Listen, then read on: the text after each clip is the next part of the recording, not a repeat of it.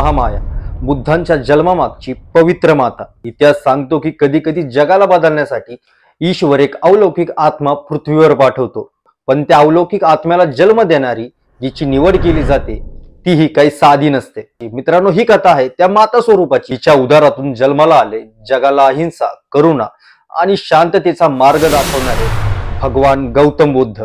मित्रांनो, महामाया म्हणजे काय? महामाया म्हणजे अनंत कृपा शक्ती, देवी पवित्र, पण तिचं जीवन आनंद, कर्तव्य, प्रेम आणि एका विलक्षण नियतीने बांधलेली एक वेगळीच कहाणी आज आपण जाणून घेणार आहोत। महामाया यांच्या जन्मापासून बुद्धांच्या जन्मकथेपर्यंत, त्यांच्या निधनापासून ते बुद्ध धर्मातल्या स्थानापर्यंतचा संपूर्ण प्रवास। आता मित्रांनो, महामाया यांचा जन्म आणि बालपण। महामाया यांचा जन्म कोलिया वंशात झाला। हा वंश म्हणजे आर्य परंपरेत आलेल्या संस्कारी, शांत आणि ज्ञानी लोकांचा वंश हा मानला जातो। महामाया या सुंदर, बुद्धिमान आणि संतुलित स्वभावाच्या होत्या। त्यांचं नाव केवळ राजकीय कारणामुळे प्रसिद्ध नव्हतं, तर त्यांच्या अलौकिक तेजामुळे लोक त्यांना महालस आणि शांत स्वभावाची देवी मानायचे। त्यांचं बालपण देवदा या नगरीत गेलं। शांत सरोवर, हिरवी जंगले, धार्मिक विधी आणि संस्कार याने त्यांचा स्वभाव अतिशय कोमल आणि आध्यात्मिक बनला। आता शुद्ध धनाशी विवाह, कपिलावस्तूची राणी हे आपण जाणून घेऊया, हे ते कशा झाल्या। आता यानंतर काळ पुढे सरला आणि महामाया यांचा विवाह झाला शाक्य वंशातील राजा दुःशोधन यांच्याशी। कपिलवस्तू, सुंदर नगरी, शांत लोक आणि धर्माला मानणारा राजा। या राजवाड्यात महामाया राणी म्हणून पाऊल टाकतात। त्या काळात लोकांना वाटत असे की जर एखादी स्त्री राजघराण्यात शांत, प्रेम आणि शिस्त घेऊन येते तर संपूर्ण राज्यावर तिचा पुण्य प्रभाव पडतो। आणि तसंच झालं। महामाया आल्या आणि कपिलावस्तूचा सुवर्णकाळ सुरू झाला। त्यानंतर एक दिवस महामाया एका अत्यंत दिव्य स्वप्नात उतरतात। आकाशातून उतरतो एक पांढरा शुभ्र हत्ती, 6 सुळे, चमकणारे स्वरूप आणि दैवी प्रकाशाने न्हाऊन निघालेला। तो हत्ती शांतपणे महामायाकडे येतो आणि कमळाच्या फुलासारखा सौम्य त्यांच्या गर्भात प्रवेश करतो।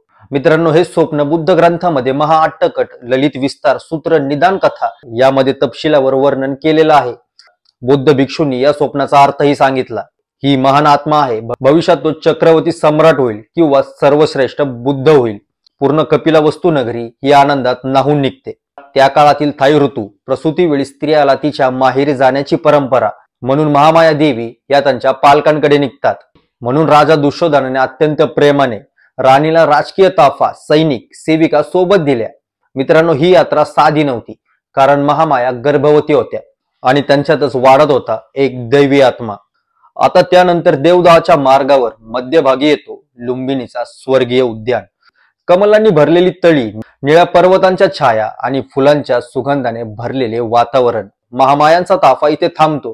त्या एका सुंदर शाल वृक्षाच्या फांदीला धरतात आणि त्या क्षणी दिव्य प्रसंग घडतो। सिद्धार्थाचा जन्म होतो। मित्रांनो, ग्रंथ म्हणतात जन्मतः बालकाचे शरीर तेजस्वी होतं। त्यांनी 4 दिशांना 7 पावलं टाकली।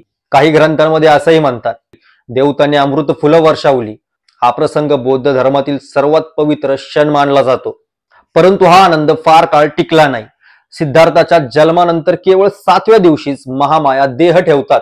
काही ग्रंथात म्हणतात की अशा दैवी आत्म्याला गर्भात धारण करणं ही एक अवाढव्य आध्यात्मिक प्रक्रिया असते। महामाया त्यांच्यासाठीच पृथ्वीवर आलेल्या। त्यांची भूमिका पूर्ण होताच त्या परत निघाल्या। बौद्ध मतानुसार त्या तुषित स्वर्गात जन्मल्या। आता सिद्धार्थ गौतम बुद्धांचे लहानपण। आता सिद्धार्थाला वाढवलं महामाया यांची सख्खी बहीण महाप्रजापती गौतमी यांनी।